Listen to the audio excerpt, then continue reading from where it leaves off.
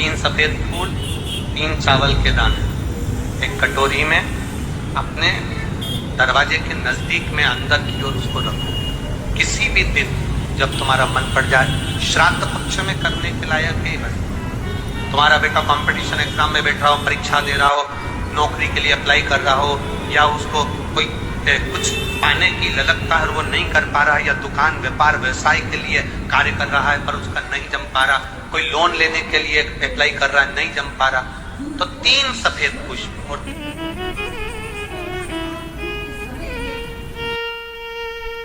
देना जरूर पूर्वजों को, इस्माइल दे देना। लोग कहते हैं ये 16 दिन अच्छे काम नहीं करना चाहिए, 16 दिन ये मत लो, 16 दिन वो मत लो। कौन सी पुराण में लिखा है? एक बार मुझे वो पुराण जरूर बताना कि 16 दिन ये सामान मत खरीदना, 16 दिन ये चीज मत लेना।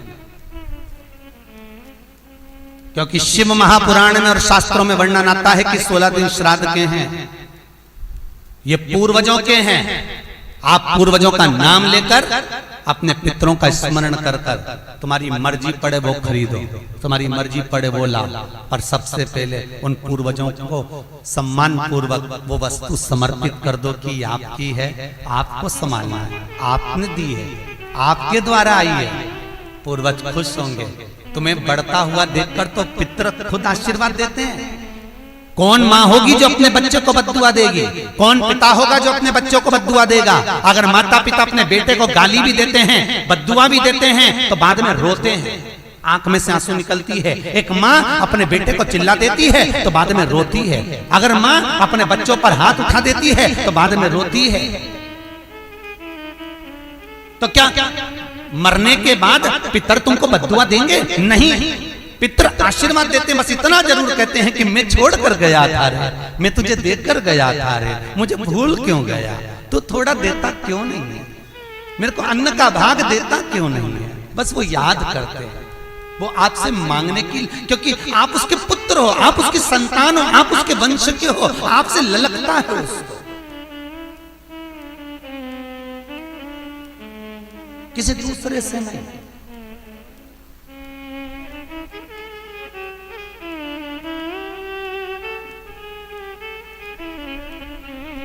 प्रेम दीजिए।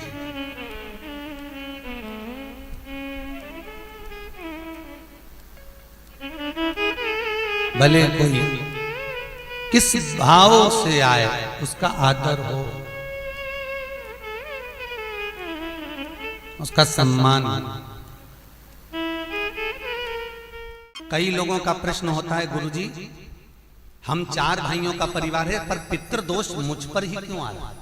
मैं ही क्यों तकलीफ भोग रहा हूं? मेरे को ही क्यों कष्ट आ रहा है? मेरे ही क्यों पांव दुख रहे हैं? मेरे घर में क्यों ऐसी परेशानी आती है? सबकी सब तो सुखी है। ध्यान रखना, पितरों का जिससे लगाव होता है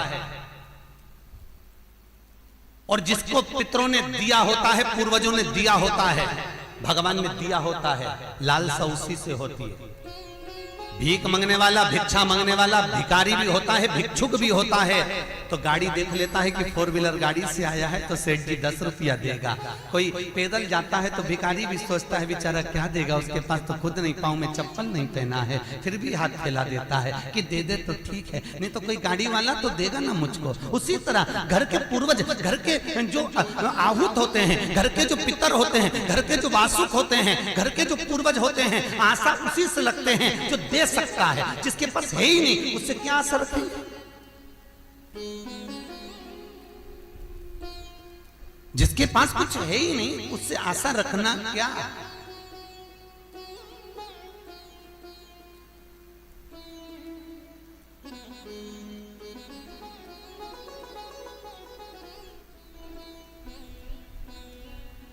कई लोग कहते हैं गुरुजी हमारे पास देने के लिए कुछ भी नहीं, हम हमारे पूर्वजों को क्या? मत दो ना, इस्माइल तो दे सकते हो।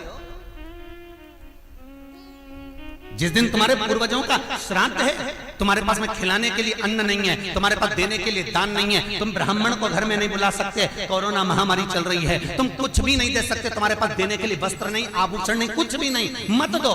निवेदन है बस चेहरे पर प्रसन्नता रखकर एक निवेदन है कि चेहरे पर प्रसन्नता रखकर उस दिन अपने पूर्वजों को याद जरूर करना और कह देना कि आप ही का दिया हुआ है जो हम खा रहे हैं, हम पर करुणा करना, हमारे पास कुछ भी नहीं है। डब्बे में से गुड़ या शक्कर निकालकर अरे गैस को लाइटर से जलाकर उसकी अग्नि में छोड़ देना, पर 2 दाने शक्कर के छोड़ना जरूर, जिससे वो जीवात्मा दरवाजे पर आकर भूखी ना जाए, उसके मुख में कुछ तो चला जाए और वो जीवात्मा तुम्हें आशीर्वाद दे जाए। तुम्हारे पास कुछ ना हो तो इतना तो दे सकते हो साहब, स्माइल तो दे सकते हो, प्रसन्नता तो दे सकते हो, मीठी वाणी तो दे सकते हो, अपने पूर्वजों को याद तो कर सकते हो, अपने इष्ट को याद तो कर सकते हो, जिसने दिया है उसका गुणगान तो गा सकते हो।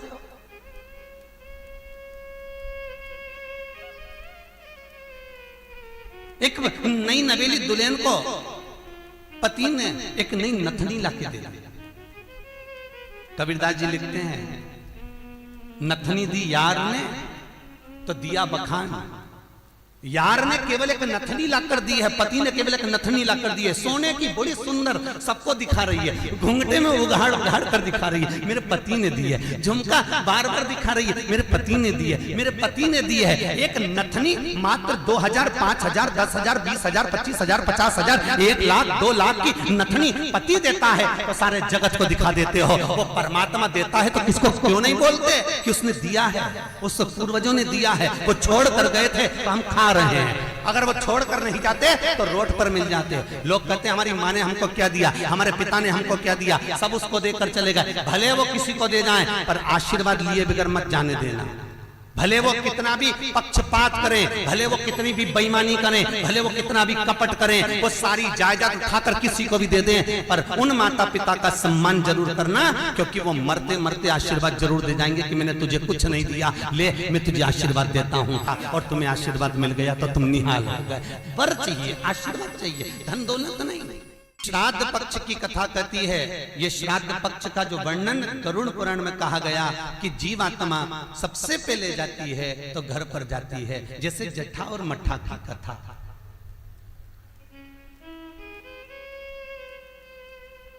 दो भाई हैं, जट्ठा और मट्ठा, दोनों साथ में रहते थे, पर इनकी जो धर्म पत्नियां थीं आपस में कुछ भेदभाव हो गया, दोनों अलग अलग हो गए। जट्ठा बहुत धनपति था, मट्ठा थोड़ा सा गरीब था, दोनों अलग अलग रहे। जट्ठा का बिजनेस अच्छा चलता है, जट्ठा का धन बहुत सारा है, संपदा बहुत सारी है, क्योंकि माता पिता का सारा धन जट्ठा ने अपने कब्जे में रख रखा था। सारे माता पिता की जितनी प्रॉपर्टी थी, जितना वैभव था, जितनी सत्ता थी, जट्ठा ने अपने कब्जे में रख ली थी। और मट्ठा ऐसे ही बेचारा सहज भाव का, भोला भंडारी, सरलता का भाव वाला चल दिया, अपना बोरी बिस्तर उठाया, अपनी पत्नी के साथ, बच्चों के साथ चले गए।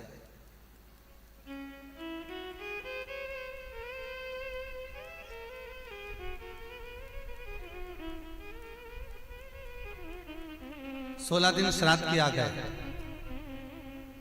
एक दिन जट्ठा की पत्नी बोली, सुनो, इतना सारा गाड़ी बंगला जमीन जायदाद ढेर सारी है, 200 एकड़ जमीन, 200 बीघा जमीन है, 4 ट्रैक्टर हैं, गाड़ी बंगला ढेर सारा है, खूब वैभव बना हुआ है, पर अपन अपने घर में सेठ बनकर रहते हैं, पर दुनिया को क्या मालूम कि अपने पास कितनी दौलत है, कितनी जायदाद है, अपने परिवार वालों को, रिश्तेदारों को, किसको क्या मालूम कि अपने पास में कितनी सत्ता, अपन कितने राशि ठाठ में रहते हैं। तो पति बोला क्या करना है, पत्नी बोली एक काम करो, तुम्हारे जो पिताजी मर गए थे उनका श्राद्ध आ रहा है,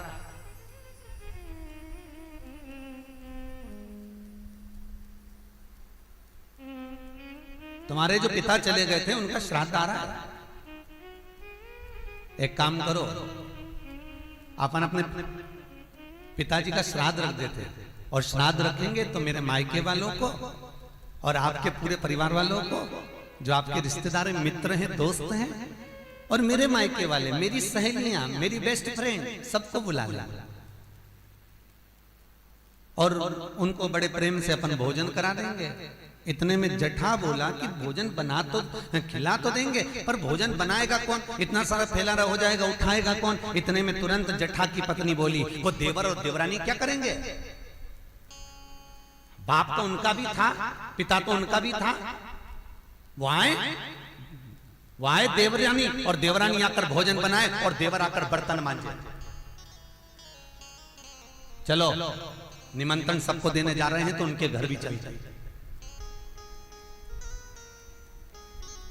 आवाज लगाई मठा, अरे ओ मठा।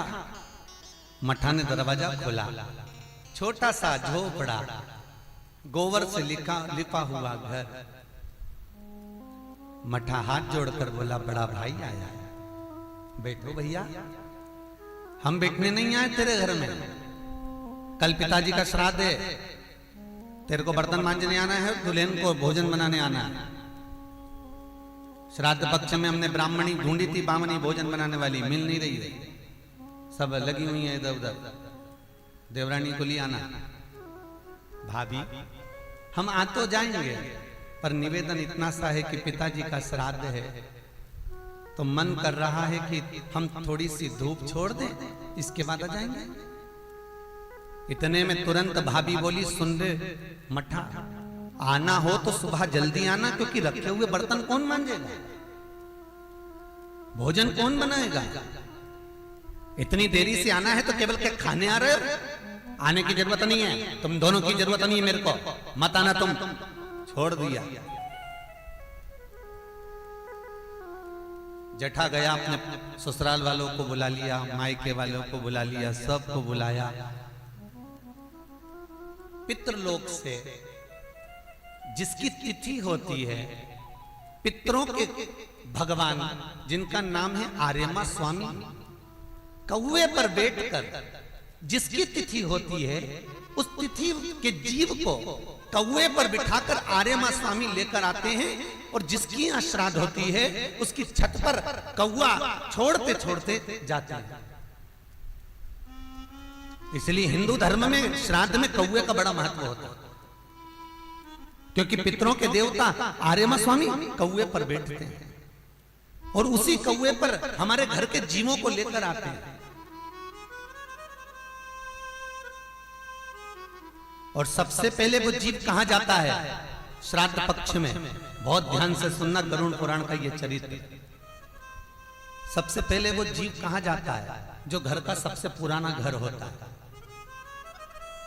जहां पर घर का बड़ा बेटा रहता हो, जहां पर घर का पुराना मकान हो, पुराना घर हो, वहां वो जीव जाता है। 3 वृक्ष पितरों के तुल्य हैं। पहला पीपल, दूसरा बट वृक्ष, तीसरा बेलपत्र का वृक्ष। बेलपत्र का वृक्ष कभी अनायास श्राद्ध पक्ष में आप कुछ भी ना कर पाए, कुछ भी ना कर सकते हो, तो एक पत्ते के ऊपर कोई सा भी पत्ता ले लो, चाहे पान का ले हो, कोई पीपल का ले हो, कोई भी पत्ते के ऊपर एक पुड़ी, थोड़ा मीठा थोड़ा नमकीन रखकर अपनी कामना कर कर अपने पूर्वजों के लिए इन 3 वृक्ष के नीचे 16 श्राद्ध में किसी भी एक दिन आप वो भोजन को रखकर आ जाइए। अपनी कामना कर कर सुख का अनुभव होगा, पितरों को शांति मिलेगी। एक जट्ठा और मट्ठा की कथा हमने पहले कही है, वो भी हमारे पेज पे डली हुई है, आप उस पे से निकाल कर सुनना।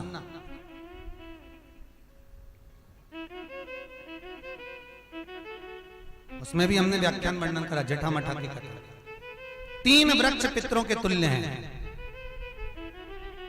3 पक्षी पितरों के तुल्य हैं, कौवा,